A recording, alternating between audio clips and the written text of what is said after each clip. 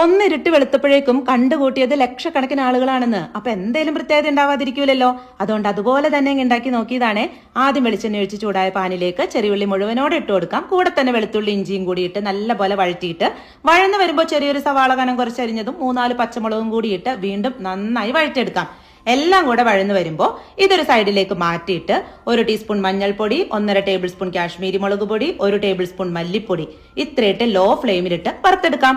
പൊടികളുടെ നിറം മാറി വരുമ്പോൾ എല്ലാം കൂടെ മിക്സ് ചെയ്തിട്ട് കഴുകി വൃത്തിയാക്കി വെച്ചിരിക്കുന്ന 1 കിലോ ചിക്കൻ ചേർത്ത് കൊടുക്കുക. എന്നിട്ട് ഒരു 2 മിനിറ്റ് നല്ലപോലെ മിക്സ് ചെയ്ത് കൊടുത്തിട്ട് ഇടയിൽ ഉപ്പിടാൻ മറക്കണ്ട.